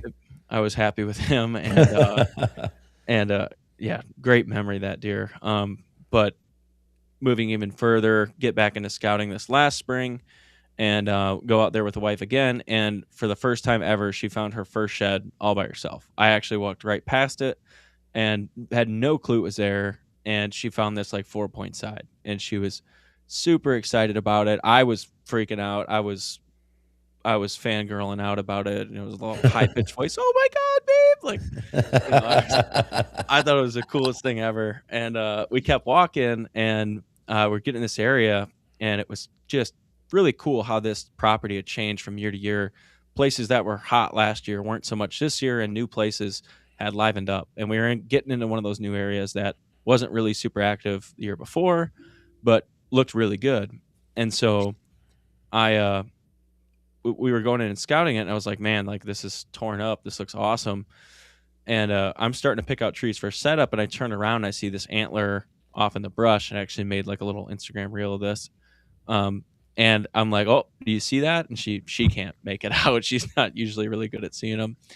And so I wait for her to see it, and then I go and pick it up, and it's actually that buck's shed from 2023. So it had green up on it, and it was his weaker side. He has a side with a little bit weaker G2 than his G3. And I picked that up, and I just thought it was really cool. I was like, I know this deer. He's like the one that competes with this other big 8 that's out here. And he's just old and gnarly, and he had to be, 4.5, 5.5 when he dropped that. And, this next year he's going to be 6.5, 7.5, 2 years down the road from when that shed was dropped. And so I go out and we pick out that tree together. And then, we go in there and we sat together on an afternoon, and we just had like maybe an hour after work to actually sit together. And the spot looked amazing, but we both got up in this tree, and I was like, she was hunting and I was filming and really trying to get her first deer. And we both kind of agreed the spot looked amazing, but with how many beds were around, we're like, this has got to be a morning spot. Like they're already gone from here in the afternoon. And so waited for some of the pressure to pick up. And sure enough, on November 10th, I had a good wind in that morning, and I decided to push really far into this property and get on in there and go sit that tree. And I sit the same tree that I sat with her, 100 yards from where we found this shed together. And sure enough, this buck comes back in. He's not rutting or anything. He's not chasing does. He had made a rub that morning. It was really evident from the route I dragged him out, the fresh, stuff on his antlers that was still green and bleeding, that I'd seen a rub he made. So he just made a casual rub on the way into his bed, and sure enough, he popped out behind me while I was filming some other deer. The other deer were at about 130 yards, and he popped out about 15 and some fragmites. And so I turn around, I'm like, I know him. Like, that's him. I just seen the rack 100 times. Like, I know that deer, and I held his shed. And so I turn the camera around, and I get it on him, and then I immediately lift my bow off with my other hand, and I bump the bottom of my camera arm with my cam as I'm lifting the bow off, and he stops and looks at me. And it's kind of windy. There's a bit of fragmites between his face and me, and he decides to keep moving on. And so then I hurry up, get the bow on.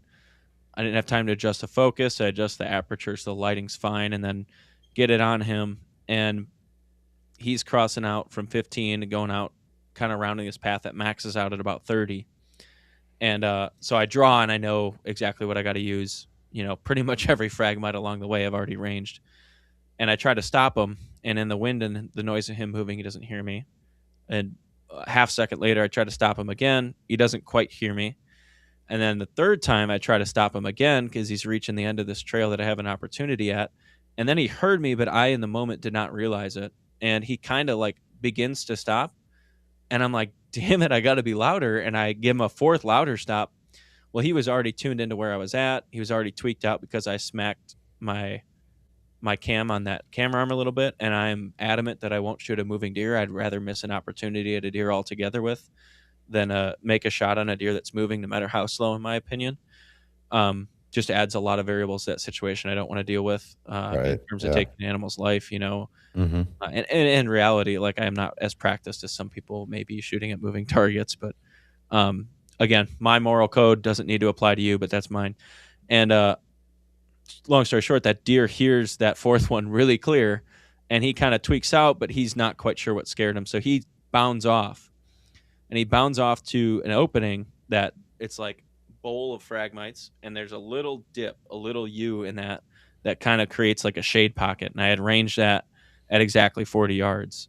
And I drew back, and he was really at about 43, so I held 40, and I planned to hit him like right in the heart. And I figured he spooked, he turned around, he's looking back at me, quartering away just a little bit, he's going to drop. And I touched that arrow off, and I was super solid, gave it plenty of time to steady. And I touched that arrow off, and I see that Luminok going, arching, and he doesn't move a freaking muscle at all. And I was shocked, but this is why I don't ever aim to miss a deer. I don't ever aim to. The deer has to drop into it for me to be lethal. Sure. And I stuck it right into his heart. It just perfect heart shot, completely split the heart. And he kicked, snapped the arrow, ran off into some frags, lost sight of him, but then I watched, like, he probably made it 40 yards in 5 seconds, and I watched all the frags swirl as he laid down and kicked. And there was one more stir, and that was it. And I was just super hyped. I'd been a grind of a season. I'd hunted more than half of my opportunities with my wife. Probably just under half with my wife, and then a few more with my brother, trying to get them their deer. And I actually have the sheds off of this buck. I have that shed I found off his left side from 2 years ago. And he's got these cool kickers around his bases, and he hadn't expressed it until this year. Got a nice eye guard there. Yeah, he's got one on both sides, and one of them. Oh yeah, sure. Yep. But I went to Kansas and come back, and right when I ride back home, when my wife gets home from work, I'm gonna spend some time with her because I'd just been gone for a bit in Kansas. And I get a call from the guy that offered to help me drag out this deer that lives on the private and help me drag out my deer from the last year. Super nice guy. Without me even asking, offered to help me from private land, offered to leave me an easier route in and out. Just a super stand-up dude. His name's Greg. I admire him a ton. And he's hunting with his son. Son's 15, not a ton of hunting experience. And he calls me and he says, Jake just shot the big one. His son just shot the big one. And so I'm like, call my wife. I'm like, can I go, recover this deer with him? Because this is a deer that, like, I would really, really love to shoot and love to see. And she's like, she's awesome. Like, she's like, I get it. Like, these things don't come by again in your life, go do it. And so I went out there and I got a bunch of, like, really good film. I took a bunch of screenshots from the film so they had good pictures of this deer. And I made a short film of them with the kid telling the story and stuff like that, and them together and taking pictures and whatnot.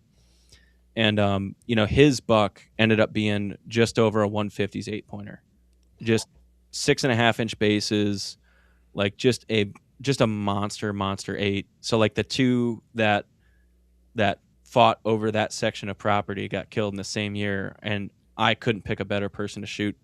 And the bigger one, in my opinion, the one he shot, couldn't pick a better person to do it, but then his son. And he's the kind of guy that would want his son to shoot that deer over himself, 10 times over. Oh, sure. So, that speaks to the quality of person that he is. But I went to 100%. actually take videos with that deer, and the landowner that had given them permission to hunt there ended up giving me the shed off the other side of the buck that I had shot this year. And it was the biggest shed he's ever found. And Wow. I've offered to pay him $100 for it. I offered to do anything I could. And he was like, no, dude, like if I shot that deer, I would want it complete too. And, Oh, wow. and just amazing people, so we just talked about like the dark side of the 1 in a million, Yeah. of the hunting industry, terrible, the community, at the beginning, but very quickly redeemed by just honestly what I consider your average hunter, great people and succeeding at a high level. Like, it's just Yeah. awesome to see. Right. And yeah, you hit the nail on the head. That's what you like to see. And I mean, that's salt of the earth people, true outdoorsmen. Well, it's just funny because I was literally going to say salt of the earth. Yeah, that is exactly the outcome that you want to hear. Right. And what better way to follow up such a horrible story? I mean, interesting story and an important story to share in terms of, again, educating people and just making, just raising the awareness. Right. For ethics. Yeah. And then bam, you come back with that. I mean, that's fantastic.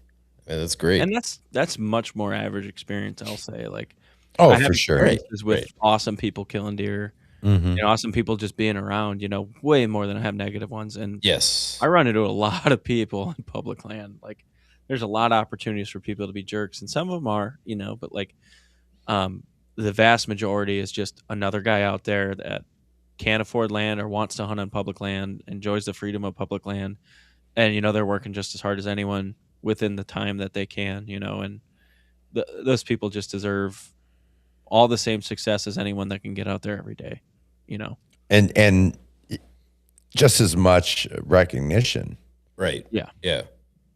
like we put so much time and effort talking about somebody that was doing everything the wrong way. Right. We don't spend enough time talking about people and hunters and outdoorsmen and women doing things the right way. Yeah. And Because it's not always as catchy, but I think there is a lot of people in this field of hunters and that actually crave that more so than anything.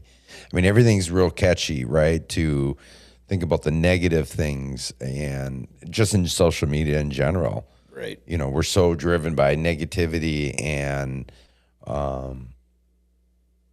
listening to stories of doom and gloom. Right. Well, you look no know, further than your top 10 on Netflix. Right. Right. Yeah. It's all true crime and Yeah. and it can all be fascinating, and it similar to the story of the white buck, right? Mm-hmm. You wonder the whole time you're listening, you're like, why would you Right, do and this? it's the And you're very just- same thing. And when you it's the watch a same true thing. crime documentary, Like, why? like, Why would you do Why would you that? do that? Like, It's But human then- nature to like elevate the bad scenarios. Like, it's like, to make yourself feel better about yourself. Like, well, I ain't that bad. At least I'm not doing this. I'm not murdering anybody. Right. a Right. saying I like is like, if you want to lose faith in humanity, go online, and if you want to gain it, go outdoors. Like, Yeah, if you need your This faith guy. restored in this this world freaking guy. and people, like, get outside, right? And it's like, that's exactly what it is. It's news because it's not normal. It's a special story. Read all Yeah. about it because it's not the norm, and we lose sight of that because humans aren't made to be exposed to groundbreaking things at this single swipe of their finger 1,000 times a day. Mhm. And so we just don't handle it the way that we were Jacob. built to.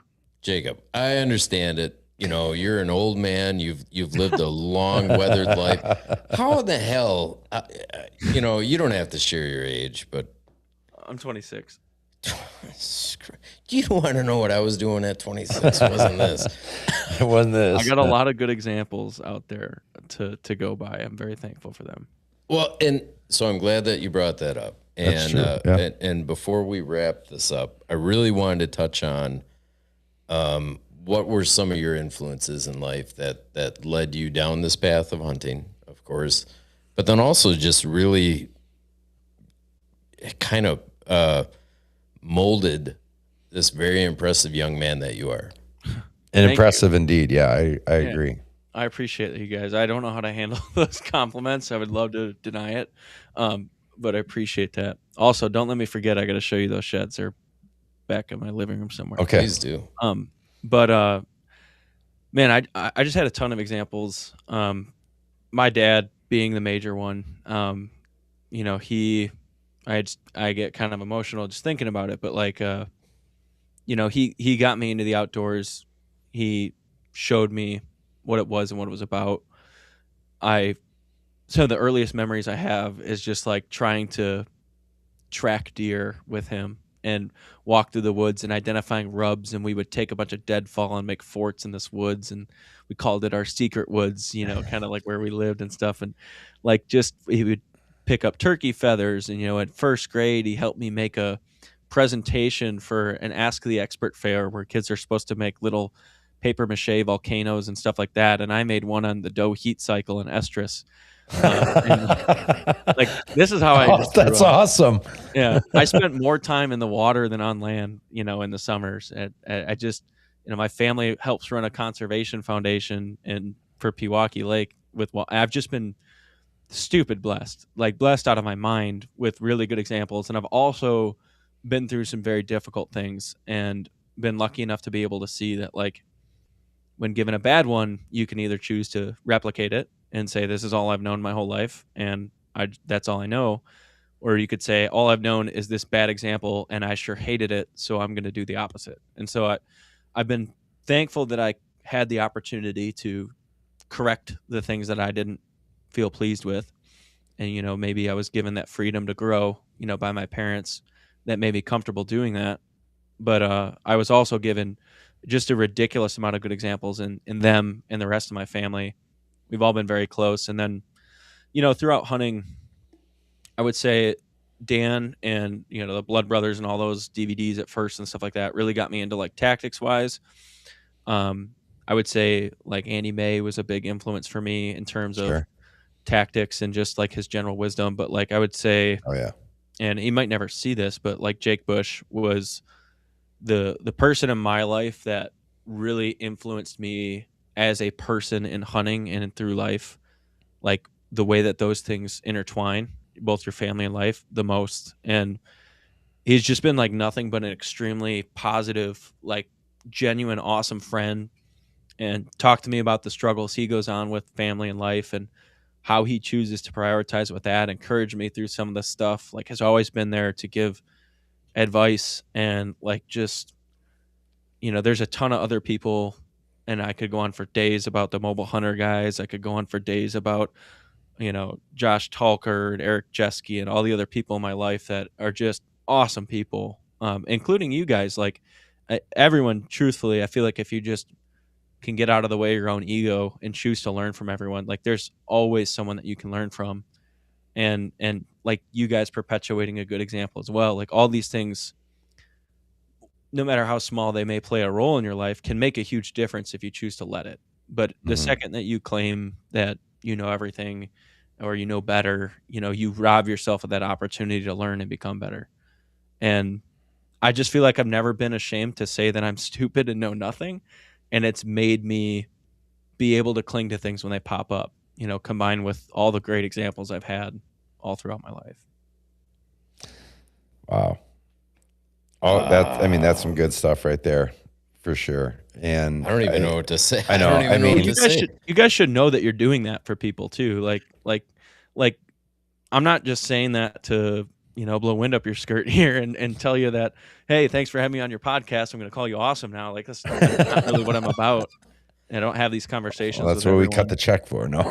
Yeah, right. Yeah, right. Speaking of influencer, right?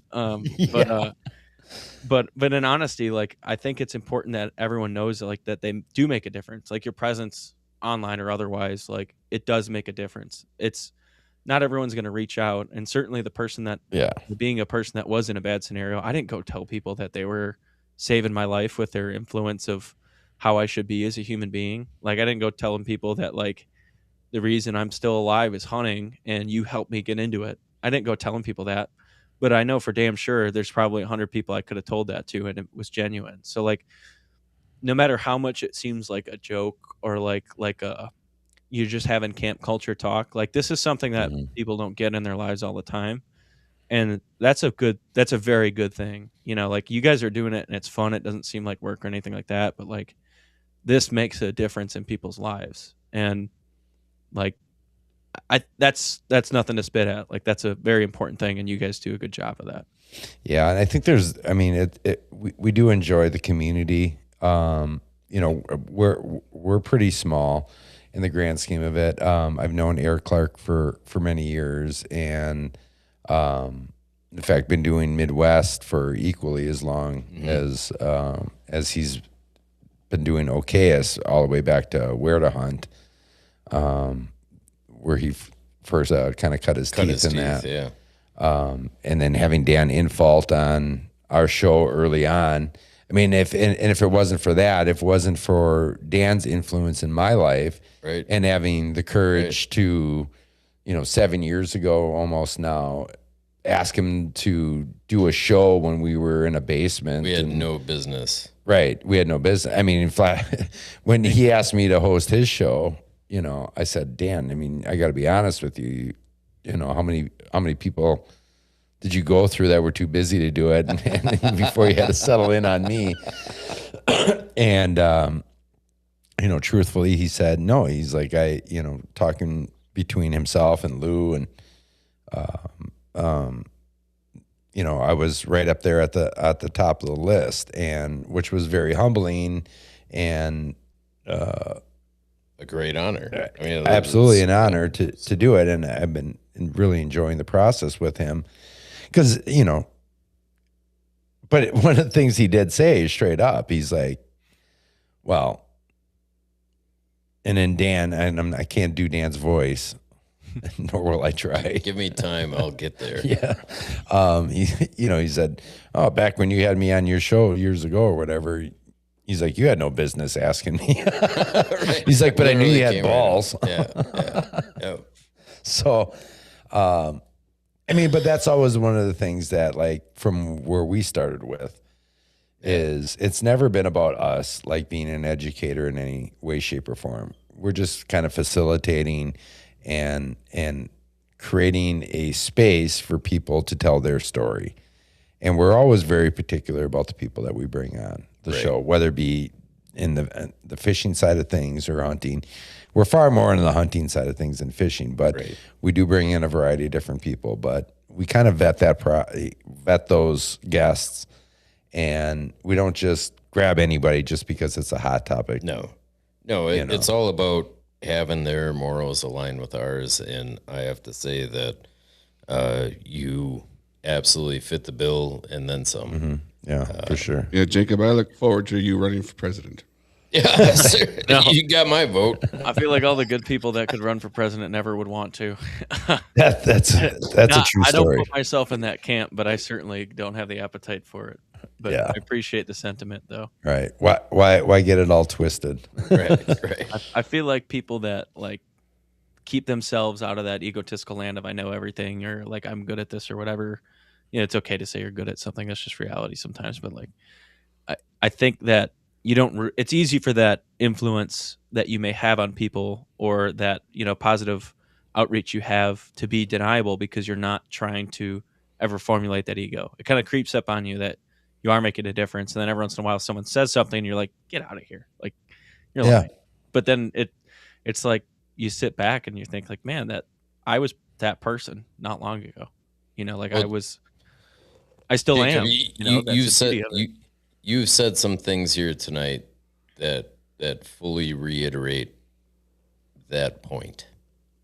Do you understand what I'm saying? That you have said some things here tonight that just are just really reiterates what a very impressive young man you are. I don't have any other way to say it. And honestly, it gives me hope. It gives for me the great future, hope. you know, Absolutely. and the younger Something generation. that we've talked about Yeah. countless times over many years of how important it is to share your wealth of knowledge and just really take younger generations under your wing and show them the ropes and be that person that influenced us. And Right. And clearly he got this from his father. oh my gosh! And yeah. now, you know, now you're sharing that, you know, even as a 26-year-old. Now you're so much better than sharing. hunting for yourself. What's that? It's so much better than hunting for yourself. Yeah. Having someone else right. in, it just makes it all new again. You know, like you become a new hunter. You stand in their shoes for a little bit, and like, I mean, nothing makes me closer to hunting with my dad than hunting with my wife. Sure. You know, it those moments where I got to be the dork stumbling through the woods and you know picking up deer poop and making sure it wasn't a raisinette. You know, like I get, you know, she's not quite like that. You know, she's a bit smarter than I was when I was 4 years old, but quite a bit smarter. But it I feel that specialness, that you know, that skip in your heart, that this is something new, you know, and this is something Yeah. special. I get to feel it again. Yeah. And like I said, I just get like emotional thinking about what it was like with my dad, you know, just the most valuable time in my life. 100%. Mhm. Oh yeah. Completely and utterly agree with that. In Let me fact, grab those shirts for you guys real quick. yeah, go ahead, grab them. You know, as he says that, Yeah. Get a comment from our old man. I messaged Jeff privately. Oh yeah. So he's talking about you, huh? What an incredible young man, old man Luke is, our producer.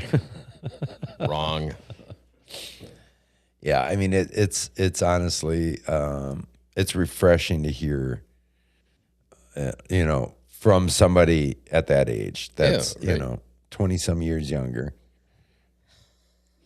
and to have the passion and the understanding of what it really is all about. Not Exactly. looking for the clout, not looking for Right. to become famous or anything Clicks, like the that. views, the You this, know, the like doing it that. for the right reasons. 100%. And it's so easy to not do that. All right, I think Jacob might be back. So There we go. I'll show you. This is his weaker side. So this is 2-year-old shed. So like this Okay. shed he was killed 2 years after he dropped this. This burr grew out to about that long and split, and then his brow tine is snapped off Yep. in this version right here. Okay. And he grew really gnarly bases, but this is his better side right here, where he ended up growing. There's a little bit right here. Yeah, I mean it's That grew out, obvious. split I mean, again. because he's got that really straight G2. Yeah, and That it's really G2 just cool kind of 'cause, jets straight up. that one just goes straight up, but like his threes are actually pretty long. Like they just Yeah. angle really weird. Like they just turn over quite a bit. So I was really shocked at how long his threes were when I actually put a tape on it. But you know, But that it's cool 'cause particular most G2 deer- is just like an absolute. Luke, go back to that. Go back to the picture of the buck there. No, let's see. I think it's that one there. When you look at on the left side of the picture there, I mean, just how that thing is just like. One thing I so forgot straight. to mention too is his neck was 32 inches around. I was So, gonna say. Yeah. It was the size of my waist. So Go- like Cut to that other picture there, because I think you 32-inch get a even a waist. better look at that neck Yeah, there. Yeah. I got a few other pictures too of him like laying on the ground, and his neck Oh, he's a is the tank. width of his chest. Like it just his neck doesn't end. Like he was a monster. What month was it that you got him? November 10th is when I got him. Okay, So so he was peak rut. Yep, he was all rutted up, but like in this particular instance, he wasn't in a rush to get anywhere, and he wasn't nose down. I think he was just returning. Yeah, I think he actually died like in the bed he planned on going to. He ended up dying in a patch of frag that he was in a major bed. But I think that deer is 6.5, 7.5 years old, and just he was never going to be much more than what he was, Yeah. He's got that cow head. But yeah, he's got like just thick old bases, even in that year, and just thick old bases. And he started to grow that gnarliness, grow his mass, and he wasn't going to get much more tine length. Yeah, look at all the knurling that he's got there. I mean, it was just so special to kill a deer that I found the day that my wife found her first shed, a shed that I found with her, in a spot that we sat and picked out together. Yeah, like that's really cool to me. Yeah, absolutely, for sure. Awesome. Well, congrats. I know you've killed some really nice bucks there. We can see them in the background, and we'll have to have you back on to tell some more stories. And if not on here on the Beast Report, maybe we'll do your top 5. Oh, that'd be with Dan. One. That would be It's been a pretty popular. You'll be shocked at my top Beast 5 because a lot of them are just based on the memory. But a lot of that's right. It's not about size, because we've had Aaron Warburton on and Jared Scheffler, and even I think Jared actually pulled some that were by far not as big as bucks, but it was the story, it was the memory. Right. It was his favorites. Yeah. Yeah. So it's not, again, it's not called from inches to inches. It's right. It's about the stories, it's about the experience, it's about the hunt. Exactly. Because if it's all about the inches, I don't know. I think you're doing it for the wrong reasons. Bravo. Couldn't agree more. Well, Jacob, it's been fantastic having you on. We appreciate you taking the time to come on our show and tell this story. Absolute honor. Again, if you guys want to leave in a little more in depth and kind of a full breakdown, kind of step by step, first off, check out the wild calling. Check out the video there. And a little self-promotion here. Check out the Beast Report on the Hunting Beast channel. Yep. With Dan and I. Nice we really breakdown on there. We really break it down on there. Jacob put together a really nice PowerPoint. Yeah. And I just took like 4 pages off of that just to kind of give you guys an idea for this one. But go and check that out, and you'll get the full breakdown. Kind of, almost, hour to hour, day to day, kind of how everything broke down, days before, all the way to the very end. So it was very well put together. It was almost like an engineer did it or something. It's something like that. It's kind of weird. Our kind of detail-oriented jerk that probably never gets out of his house. I mean, not that I ever have to say it, but whenever we have an engineer on, it's like it's clear as day. Like, you guys are just so like on point and so detailed. And everything not us. Right. Exactly. The complete opposite. Right. It's a good match. You got to have a bit of both. Right. Yes, absolutely. So, all right, guys. Jacob, thanks again for sticking with us here tonight. Hold on for just a little bit as we close out the show, and we can chat a little bit after. So, for everybody else, we want to thank you for tuning in to another episode of the Midwest Racks and Rods Outdoor Show. It's been a hoot this year. It's 2025, just kind of flew by. I think we all kind of agree. We wish we would have been able to do even more shows, but when you're always outdoors, time gets away from you, and you can't always put together as many shows as you want to. But it's been a great year. Yes, it is. We wish you guys all the best in the upcoming year. Happy holidays to you. And it's the holiday season. So whoop-de-doo. I've never understood the whoop-de-doo part. Yeah, whoop-de-doo. Like whoop-de-doo and dickory-dow, whatever. Luke, you got any parting words for 2025? Don't forget to hang up your sack. Sorry. So profound. So profound. But we love you, Luke. Thanks for doing what you do behind the scenes. And occasionally turning your mic on. And having a thumbs up for us. That's perfect. Because everybody got to see that. So this was Luke. Yeah. There it is. There it is. Outstanding. All right, guys. Until next time. Always outdoors.